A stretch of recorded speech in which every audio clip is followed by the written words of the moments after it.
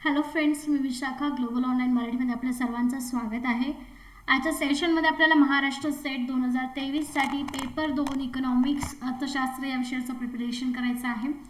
या प्रिपरेशनमध्ये previous year question paper आपल्याला solve करायचा आहे आणि आता आज आपण 20th जानेवारी 2018चा क्वेश्चन पेपर सॉल्व्ह करायला घेतलेला आहे.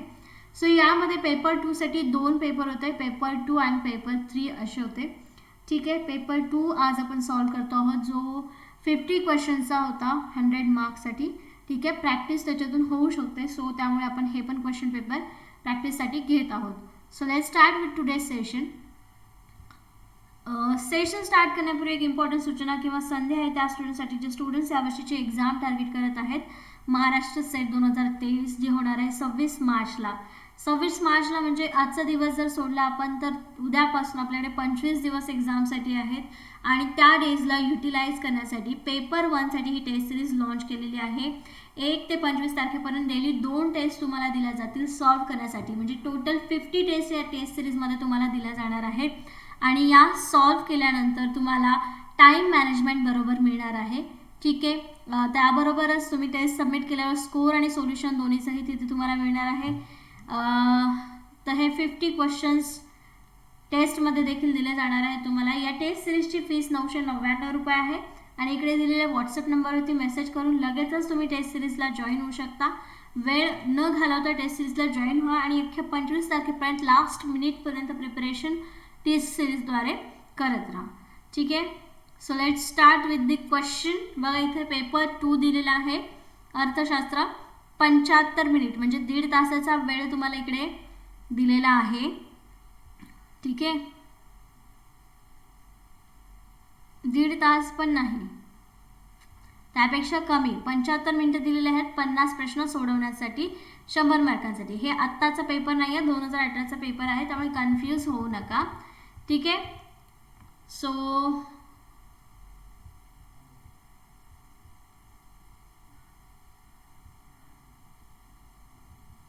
ठीक आहे. ओके, बघूया आपण क्वेश्चन्स.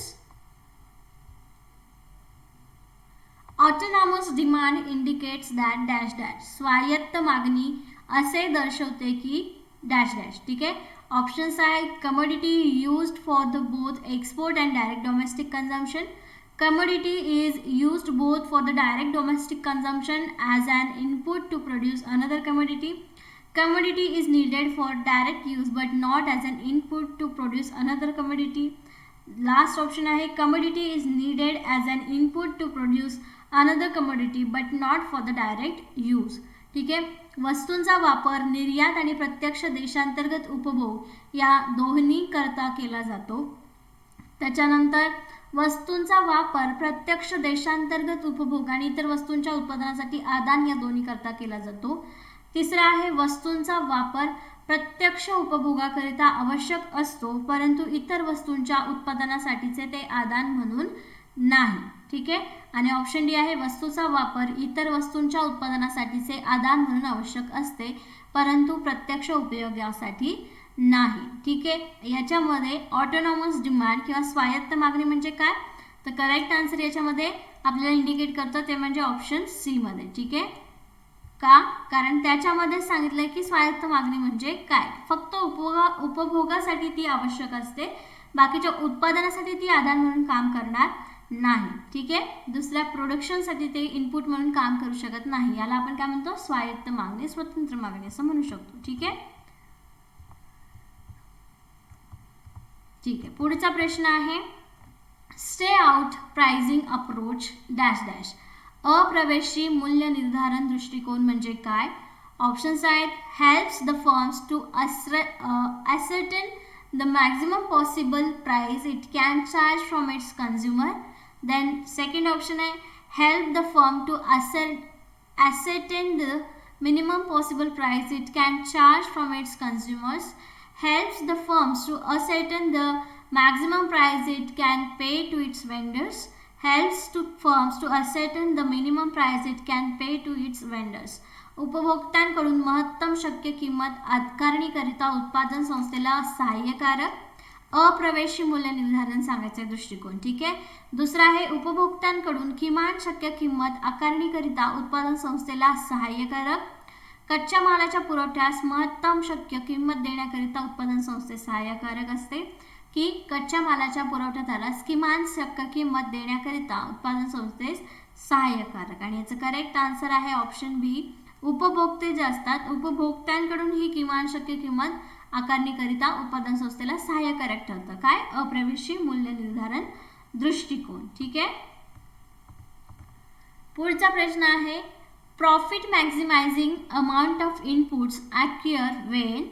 नफा महत्तमी आदने त्यावेळी आढळून येतात जेव्हा कधी आढळून येतात. ऑप्शन्स आहेत the slope of the iso profit line equals the slope of the production function. The slope of the ISO profit line exceeds the slope of production function. The slope of the production functions exceed the slope of the ISO profit line. The slope of the ISO profit line exceeds the slope of ISO cons. ठीक आहे. समनफा रेषा व उत्पादन फलनाचा उतार समान असतो तेव्हा, की समनफा रेषेचा उतार उत्पादन फलनाच्या तीव्रता इतका असतो, उतारापेक्षा तीव्र असतो तेव्हा, की उत्पादन फलनाचा उतार समनफा रेषेपेक्षा तीव्र असतो तेव्हा, की सम उत्पादन रेषेचा उतार सम उत्पादन वक्रापेक्षा तीव्र असतो तेव्हा. कधी आढळून येते नफा महत्तमी आदने? तर याचं करेक्ट आन्सर आहे option first. The slope of the iso profit lines equals to the slope of उत्पादन फलनाचा उतार. ठीक आहे. जेवढा उत्पादन फलनाचा उतार असेल तेवढाच नफा रेषा सुद्धा असणार आहे, समान असेल, पॅरलल असणार, त्यावेळेस काय येणार आहे नफा महत्तमीकरण दिसून येणार आहे. ठीक आहे. I am having answer in my. Okay. Next question. The producer shall not produce in the third stage of production because in that stage उत्पादक उत्पादनाच्या तिसऱ्या टप्प्यामध्ये उत्पादन करत नाही, कारण त्या टप्प्यात काय असतं? ऑप्शन आहे the total product is negative, the marginal product is negative, the average product is stagnant and the marginal product is falling. ठीक आहे. मराठीमध्ये एकूण उत्पादने उणे असतात, सीमांत उत्पादने उणे असतात, सरासरी उत्पादन कुंठित असते आणि सीमांत उत्पादन उतरत असते. आणि याचं करेक्ट आन्सर आहे ऑप्शन बी. ठीक आहे. उत्पादनाच्या तिसऱ्या टप्प्यामध्ये उत्पादन करत नाहीत, कारण त्या टप्प्यामध्ये काय होतं? फर्स्ट, सेकंड, थर्ड स्टेपला पहिल्यांदा जेव्हा एखादा प्रोडक्ट कन्झ्युम करतो त्याची युटिलिटी भरपूर असते, दुसरी कमी होते, त्या दुसऱ्या नगापासून मिळणारी युटिलिटी त्याच्यापेक्षा कमी होते, आणि तिसरी सुद्धा काय होते त्याच्यापेक्षा कमी होते. म्हणजेच काय? The marginal product is negative. सीमांत उत्पादन कसं होतं? इथे कमी होतं. जशी गरज संपेल तसं त्याचं काय होतं? सीमांत उत्पादन सुद्धा कमी होतं. ठीक आहे. पुढचा प्रश्न आहे if the commodity are perfect substitutes the corresponding indifferent curve should be. जर दोन वस्तू एकमेकींना पूर्णपणे पर्यायी असतील तर त्यानुसार तटस्थता वक्र डॅश डॅश असेल. Options are negatively slope curve, positively sloping straight line, negatively sloping straight lines, L shape straight line. ऋण उताराचा वक्र, धन उताराची सरळ रेषा, ऋण उताराची सरळ रेषा आणि एल आकाराची सरळ रेषा. आणि याचं करेक्ट आन्सर काय असणार आहे? मग ऋण उताराची सरळ रेषा. ठीक आहे. काय हे दोघेही एकमेकांना पूर्णपणे पर्यायी आहेत. म्हणजे ही जर वस्तू तुम्हाला मिळाली नाही किंवा ही जर वस्तू महाग असेल तर त्याच्या बदल्यात तुम्ही दुसरी वस्तू वापरू शकता. चहाला साखर आणि चहापत्ती महाग झाली किंवा तुम्हाला ते बनवायला वेळ नाही मिळाला तर तुम्ही पर्यायी वस्तू म्हणून काय करता? कॉफी पिता. राईट. सो या दोन्ही एकमेकींना जेव्हा पूरक असतात त्यावेळेस त्यांच्या उताराची रेषा कशी असते? निगेटिव्ह असते. ठीक आहे. म्हणजे काय? की याला जास्त मागणी येईल असं नाही. ठीक आहे. पर्यायी वस्तू लोक वापरू शकतात, म्हणून याचा स्लोप कसा असतो? निगेटिव्ह स्लोप असतो. निगेटिव्ह. ठीक आहे. पुढचा प्रश्न आहे in the context of welfare economics the social welfare function was put forward by. कल्याण अर्थशास्त्राच्या संदर्भात सामाजिक कल्याणाच्या फलनाची संकल्पना डॅश डॅश यांनी मांडली. असा एक क्वेश्चन आपल्याला आधीच्या क्वेश्चन पेपरमध्ये गेलेला आहे, म्हणजे अलीकडच्या क्वेश्चन पेपरमध्ये गेलेला आहे. ऑप्शन्स आहेत हिग्स सॅम्युएल्सन, ओके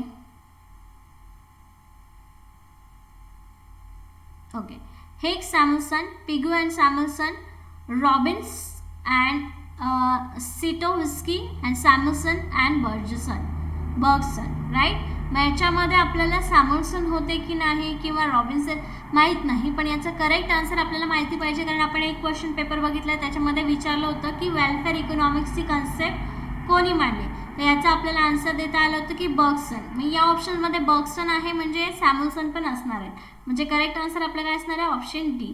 ठीक आहे, बघा असे क्वेश्चन्स रिपीट होत जातात, त्यामुळे प्रिव्हियस इयर क्वेश्चन पेपरचा स्टडी करणं खूप गरजेचं आहे. ठीक आहे, पुढचा प्रश्न आहे the average fixed cost AFC of production curve is denoted by. उत्पादनाचा सरासरी स्थिर खर्च वक्र डॅश डॅशने दर्शवला जातो. ऑप्शन आहेत रेक्टँग्युलर हायपरबोला, आयताकृती परिवलय, U shape curve, L shape curve, J shape curve. U आकाराचा वक्र, एल आकाराचा वक्र आणि जे आकाराचा वक्र. आणि याच्यामध्ये करेक्ट आन्सर आहे ऑप्शन फर्स्ट आयताकृती परिवलय, रेक्टँग्युलर हायपरबोला हे काय आहे याचा करेक्ट आन्सर आहे. या उत्पादनाच्या सरासरी स्थिर खर्च वक्र जो आहे तो रेक्टँग्युलर हायपरबोलाने दर्शवला जातो. ठीक आहे, ओके. पुढचा प्रश्न आहे in the context of demand theory the expression choice reveals preference is called. मागणी सिद्धांताच्या संदर्भात निवडीने प्राधान्य सूचित होते हे विधान डॅश डॅश यांनी मांडले आहे.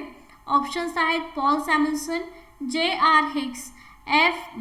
मॅकलब अँड चौथा ऑप्शन आहे रॉबर्ट डार्फमन. ठीक आहे, रिव्हेल प्रेफरन्स थेअरी जे म्हणतात, चॉईस रिव्हेल्स प्रेफरन्स थेअरी ही कोणी मांडलेली आहे हे आपल्याला अभ्यास झालेला आहे, आणि याचं करेक्ट आन्सर काय असणार आहे मग ऑप्शन फर्स्ट पॉल सॅम्युएल्सन. ठीक आहे, सॅम्युएल्सन यांची. पुढचा प्रश्न आहे risk return trade off plays and important role in whose theory of money demand. खालीलपैकी कोणाच्या पैसा मागणी सिद्धांतात जोखमी परतावा सममूल्य महत्त्वाची भूमिका वाढवतो. ठीक आहे, ऑप्शन्स आहेत Tobin's portfolio choice, Friedman's restated quantity theory, Baumol's inventory theoretic choice, Cambridge money demand theory. ठीक आहे, टॉबिनची रोखा संग्रह निवड, फ्रीडमन यांचा पुनर्रचित परिणाम सिद्धांत, बाउमोल यांचा साठा सैद्धांतिक निवड, कॅम्ब्रिजचा पैसा मागणी सिद्धांत. आणि याचा करेक्ट आन्सर आहे ऑप्शन फर्स्ट टॉबिन्स पोर्टफोलिओ चॉईस जो आहे हा काय करतो सममूल्य जोखीम परतावा सममूल्य महत्त्वाची भूमिका वाढवतो. ठीक आहे, कशामध्ये पैसा मागणी सिद्धांतामध्ये. ठीक आहे, ओके. पुढचा प्रश्न आहे रॅचेट इफेक्ट रिलेट्स टू. अनिवर्ती परिणाम खालीलपैकी कशाशी संबंधित आहे. Options our life cycle hypothesis, जीवनचक्र परिकल्पना, त्याच्यानंतर परमनंट इन्कम हायपोथेसिस, स्थायी आय परिकल्पना, रिलेटिव्ह इन्कम हायपोथेसिस, सापेक्ष उत्पन्नानुसार परिकल्पना, ॲब्सोल्यूट इन्कम हायपोथेसिस, निरपेक्ष उत्पन्न परिकल्पना. आणि याचं करेक्ट आन्सर आहे option C relative income hypothesis. सापेक्ष उत्पन्नानुसार परिकल्पना हा रॅचेट इफेक्ट किंवा अनिवर्ती परिणाम याच्याशी रिलेटेड आहे. ठीक आहे, पुढचा प्रश्न आहे the Samuelson Hicks type business cycle model will show stability as well as cyclical fluctuation only. Samuelson Hicks प्रकारचे व्यापार चक्र प्रतिमान स्थिरता आणि चक्रीय बदल खालीलपैकी कोणत्या स्थितीत दर्शवेल. ठीक आहे, ऑप्शन्स आहेत income movement equation shows complex root whose magnitudes are less than 1. उत्पन्न स्थलांतर समीकरण संमिश्र मूळ अशा रीतीने दर्शवले जाईल ज्याचे परिमाण 1 पेक्षा कमी राहील. दुसरा आहे income movement equation shows real roots whose magnitude are less than 1. उत्पन्न स्थलांतर समीकरण अशा रीतीने दर्शवले जाईल ज्याचे वास्तविक मुळाचे परिमाण 1 पेक्षा कमी राहील. ठीक आहे, तिसरा आहे income movement equation shows complex roots whose magnitude are more than 1. Income movement equation shows real roots whose magnitude more than 1. ठीक आहे. उत्पन्न स्थलांतर समीकरण अशा रीतीने दर्शवले जाईल ज्याचे वास्तविक मूळ परिमाण 1 पेक्षा अधिक राहील. ठीक आहे. उत्पन्न स्थलांतर समीकरण अशा रीतीने दर्शवले जाईल ज्याचे वास्तविक संमिश्र मूळ परिमाण 1 असेल. ठीक आहे. आता त्याच्यामध्ये डिफरन्स काय आहे वाचताना लक्षात येईल की संमिश्र मूळ अशा रीतीने दर्शवले त्याचं परिमाण 1 पेक्षा कमी राहील. 1 पेक्षा कमी राहील वास्तविक मूळ. संमिश्र मूळ 1 पेक्षा जास्त असेल आणि वास्तविक मूळ 1 पेक्षा अधिक राहील. असे दोन ऑप्शन म्हणजे बदलून चेंज होऊन आले आहेत 4 ऑप्शन्स. ठीक आहे. आणि याचं करेक्ट आन्सर आहे ऑप्शन फर्स्ट. काय? Income movement equation shows complex root whose magnitude are less than 1. 1 पेक्षा कमी परिमाण असणाऱ्या संमिश्र मूळाला उत्पन्न स्थलांतर समीकरण दर्शवलं जातं. ठीक आहे. ओके.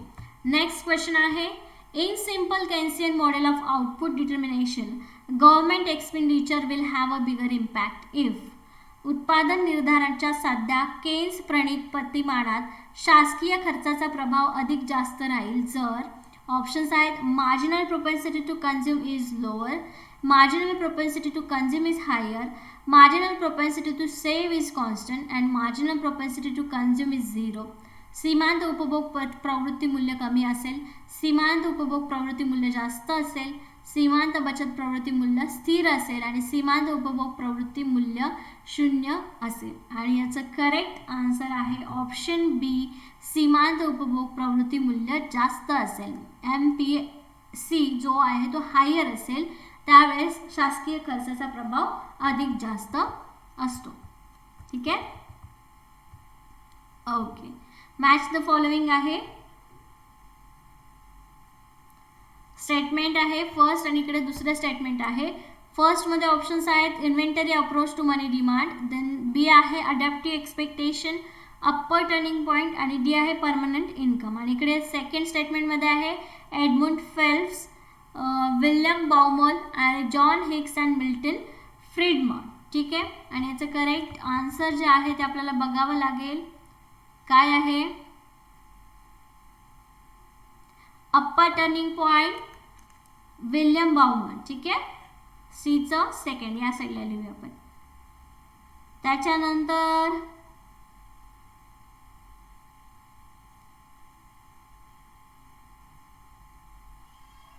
सॉरी अप्पर टर्निंग नाही,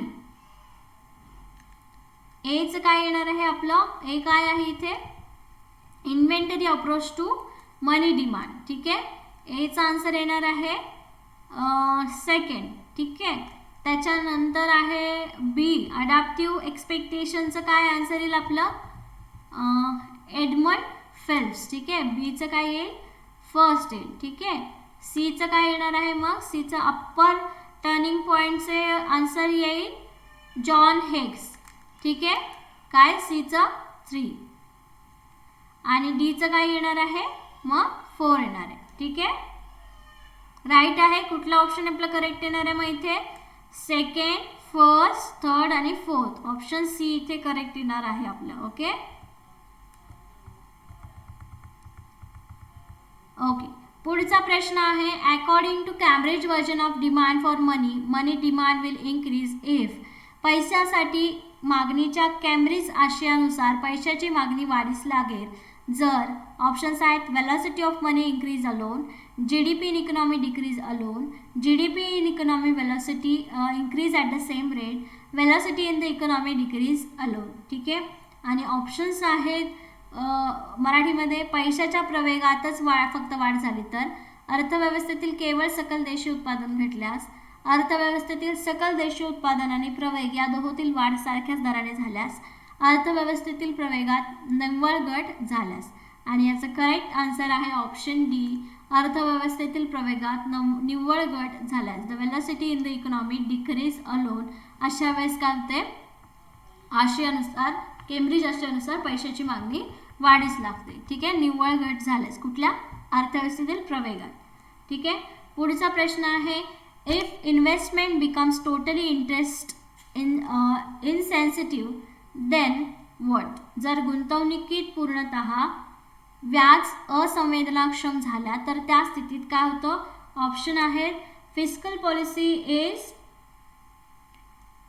ineffective, fiscal policy is effective, monetary policy is effective. Both fiscal and monetary policies are ineffective. ठीक है.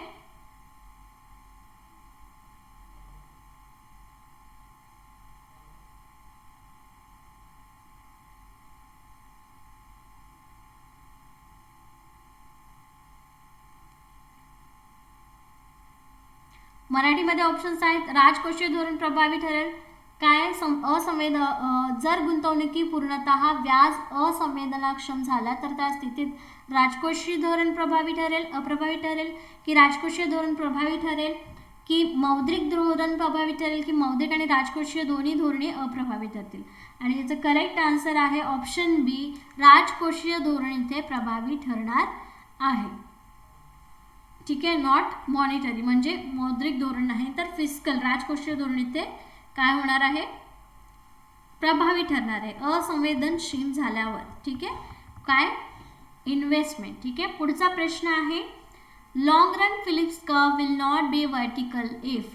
दीर्घकालीन फिलिप्स वक्र खालीलपैकी कोणत्या स्थितीत क्षितिज लंब राहणार नाही. क्षितिज लंब म्हणजे वर्टिकल राहणार नाही. ठीक आहे. असा ऑप्शन्स आहेत. Price inflation partially takes into account expected price inflation, price inflation full takes into account expected price inflation, price inflation does not take into the account expected price inflation at all, expected price inflation is always zero. मुद्रास्फीतीतील काही भाग अपेक्षित मुद्रास्फीतीचा असल्यास, मुद्रास्फीतीत पूर्णपणे अपेक्षित मुद्रास्फीतीचा अंतर्भाव असल्यास, मुद्रास्फीतीत कुठल्याच प्रकारे अपेक्षित मुद्रास्फीतीचा विचार न झाल्यास आणि अपेक्षित मुद्रास्फीती नेहमीच शून्य राहिल्यास. आणि याचं करेक्ट आन्सर आहे option first, price inflation partially tax into account expected price inflation. ठीक आहे. काही अपेक्षित मुद्रास्फीतीचा भाग असल्यावरती. ठीक आहे. पुढचा प्रश्न आहे professor Mahalanobis develop dash dash model in 1955 which was later used in 5-year plans of India. Mahalanobis यांनी 1955 मध्ये विकसित केलेले डॅश डॅश प्रतिमान नंतरच्या काळात भारताच्या पंचवार्षिक योजनेत वापरले गेले. ऑप्शन्स आहेत 4 sectors, 2 sector, single sector and 3 sector. ठीक आहे. काय काय ऑप्शन्स मराठीमध्ये आहेत 4 क्षत्रिय, द्विक्षत्रिय, एकक्षत्रिय आणि त्रिक्षत्रिय. तर याचं करेक्ट आन्सर आहे ऑप्शन फर्स्ट. महालनोबिस यांनी 4 सेक्टर मॉडेल डेव्हलप केलं होतं 1955 मध्ये. ठीक आहे. ओके. पुढचा प्रश्न आहे world bank has indicated GDP growth rate in India is 7.6% in 2016 and will be dash dash in 2017. जागतिक बँकेच्या निर्देशनानुसार भारतातील GDP वृद्धी दर 2016 मध्ये 7.6% आहे आणि 2017 मध्ये हा दर किती असणार आहे. ठीक आहे. 2017 मध्ये किती दर असायला पाहिजे होता. ऑप्शन्स बघितलेले आपण 7.8, 7.7, 7.9 आणि 8.0. ठीक आहे. आणि इकडे मराठीमध्ये सेम ऑप्शन आणि करेक्ट आन्सर आहे ऑप्शन बी 7.7. ठीक आहे. 7.6 इंडियामध्ये 2016 मध्ये होता आणि 2017 मध्ये तो 1 पॉईंटनी वाढला म्हणजे 7.7% असणार आहे असं गृहीत केलं होतं जागतिक बँकेच्या निर्देशनानुसार. ठीक आहे. त्यावेळेस. ओके. पुढचा प्रश्न आहे in which strategic sector of Indian economy 100% foreign direct investment FDI is allowed recently. भारतीय अर्थव्यवस्थेच्या कोणत्या व्यूहरचनात्मक क्षेत्रात 100% विदेशी प्रत्यक्ष गुंतवणूक करण्यास अलीकडे मान्य केले आहे. Options are science and technology, space, defence sector and critical medicines. ठीक आहे. विज्ञान आणि तंत्रज्ञान, अवकाश, संरक्षण क्षेत्र आणि निर्णायक औषधी. आणि याचं करेक्ट आन्सर आहे ऑप्शन सी डिफेन्स सेक्टर. संरक्षण क्षेत्राला 100% FDI करण्यासाठी मान्यता मिळाली. ठीक आहे. पुढचा प्रश्न आहे which one of the following has propounded the modern theory of distribution. खालीलपैकी कोणी वितरणाचा आधुनिक सिद्धांत प्रस्तुत केला आहे. ऑप्शन्स आहेत Nicholas Kaldor, David Ricardo, Mrs John Robinson and J.S. Mill. ठीक आहे. निकोलस कॉल्डर सेम ऑप्शन्स मराठीमध्ये पण आहे, नावं मराठीमध्ये चेंज होत नाही. ठीक आहे. सो कोणी मांडला होता वितरणाचा आधुनिक सिद्धांत. करेक्ट आन्सर आहे ऑप्शन फर्स्ट निकोलस कॉल्डर. ठीक आहे. फर्स्ट ऑप्शन यांनी वितरणाचा आधुनिक सिद्धांत मॉडर्न थेअरी ऑफ डिस्ट्रीब्युशन मांडला आहे. ठीक आहे, जोड्या लावा मॅच द पेअरमध्ये नेक्स्ट येणार एक्झाममध्ये आलं तर ते तुम्हाला माहिती पाहिजे. ठीक आहे, नेक्स्ट क्वेश्चन आहे cost benefit analysis was develop in USA for appraisal of investments in dash dash. मराठीमध्ये प्रश्न आहे डॅश डॅश यातील गुंतवणुकीचे मूल्यमापनाकरिता अमेरिकेत व्यय लाभ विश्लेषण विकसित करण्यात आले आहे. Options are agriculture and health projects, health and garden projects, irrigation and transportation project. D आहे टेक्नॉलॉजी अँड हेल्थ प्रोजेक्ट, कृषी आणि आरोग्य प्रकल्प, आरोग्य आणि बाग प्रकल्प, जलसिंचन आणि वाहतूक प्रकल्प, तंत्रज्ञान आणि आरोग्य प्रकल्प. आणि याचं करेक्ट आन्सर आहे option C, irrigation and transportation project. हा काय आहे, मूल्यमापनाकरता अमेरिकेत व्यय लाभ विश्लेषण विकसित करण्यात आलेले आहे या सेक्टरमधली इन्व्हेस्टमेंट. ठीक आहे, ओके. पुढचा प्रश्न आहे quaternary sector involves dash dash. आपण 3 सेक्टर बघतो, प्रायमरी, सेकंडरी, टर्शरी आणि हे क्वाटर्नरी 4th सेक्टर. ठीक आहे, चतुर्थ क्षेत्रात डॅश डॅश यांचा समावेश होतो. Options are research and development, provision of services, industry and manufacture and agriculture services, संशोधन आणि विकास, सेवांची तरतूद, उद्योग आणि निर्माण क्षेत्र, डी कृषीविषयक सेवा.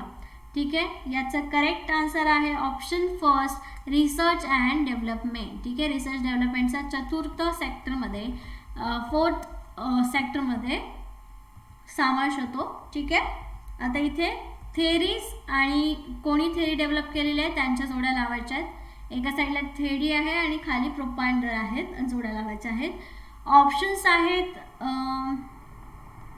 ओके 23. अजून 2 क्वेश्चन घेऊया आपण. Theory of a stages of economic, आर्थिक वृद्धीचा अवस्था सिद्धांत, theory of unlimited supplies of labour, the big push theory and theory of unbalance growth. खालची पण नावं बघून घ्या, Arthur Lewis, W Rostow, A.O. Hirschman and Rosenstein Rodan. ठीक आहे, आता याच्यामध्ये जे जे आपल्याला आधी माहिती आहे ते पहिल्या जोड्या लावून घ्यायच्या.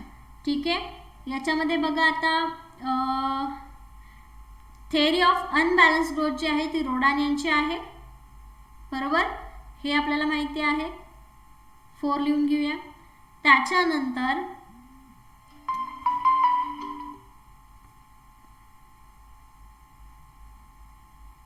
ओके, त्याच्यानंतर big push theory, हर्षमन,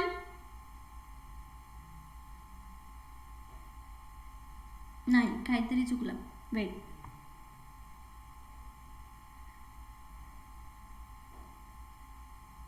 balance growth theory Hirschman, wait असं आहे, बरोबर. ठीक आहे, द थेअरी ऑफ अनबॅलन्स ग्रोथ जी आहे ती हर्षमनची आहे. ठीक आहे, त्याच्यानंतर द बिग पुश थेअरी आहे ती आहे रोडानची. ठीक आहे, म्हणून कन्फ्युजन झालं, रोडान. त्याच्यानंतर the theory of unlimited supplies of labour, बीचं येईल आपलं लेविस, राईट, बरोबर आहे, लेविस येईल ना. And the theory of stages of economics growth, रुस्तो.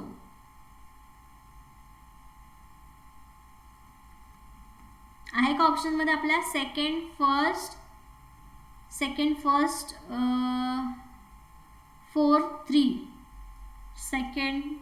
Second first असलेला ऑप्शन सी आहे, सेकंड फर्स्ट 4 आणि 3. ठीक आहे, सी ऑप्शन आहे ते काय असणार आहे, करेक्ट आन्सर असणार आहे. ठीक आहे, फक्त माहिती पाहिजे थिअरी कुठली कोणाची आहे. ठीक आहे, एकदा रीड करून घ्या फक्त ते. नेक्स्ट क्वेश्चन आहे to ensure fiscal autonomy to state 14th finance commission recommended to increase its shares from. राज्यांना राजकोषीय स्वायत्तता सुनिश्चित करण्यासाठी 14व्या वित्त आयोगाने राज्यांचा हिस्सा -% वाढवला. ऑप्शन्स आहेत 32 to 42, 30 to 42, 30 to 40, 35 to 40. ठीक आहे, आणि मराठीमध्ये सेम ऑप्शन आहे आणि करेक्ट आन्सर आहे ऑप्शन फर्स्ट 32 to 42. 10% वाढवलेला आहे 14व्या वित्त आयोगांच्या नुसार राज्याचा हिस्सा 32 वरून 42 करण्यात आला आहे. ठीक आहे, नेक्स्ट क्वेश्चन आहे unintegrated goods and services tax IGST would be collected by. एकात्म वस्तू आणि सेवा कर महसूल कोण वसूल करणार आहे. Options are state government, central government, municipal corporation, finance commission. राज्य सरकार, केंद्र सरकार, महानगरपालिका, वित्त आयोग. आणि याचं करेक्ट आन्सर काय असणार आहे? जीएसटी कोण जमा करतं? Central government. म्हणजे करेक्ट आन्सर असणार आहे ऑप्शन बी, केंद्र सरकार, central government. Okay, 25 questions complete केलेले आहेत आपण आजच्या सेशनमध्ये. नेक्स्ट सेशनमध्ये याच्या पुढचे काही क्वेश्चन्स बघायचे आहेत. काही म्हणजे 25 कंप्लीट करून 50 क्वेश्चन्सचा हा एक पेपर 2 कंप्लीट करूया. त्यानंतर पेपर 3 आपण बघूया. ठीक आहे, उद्याच्या सेशनमध्ये फक्त हे 25 क्वेश्चन्स कव्हर करूया. Okay, that's it for today. Thank you for today's session.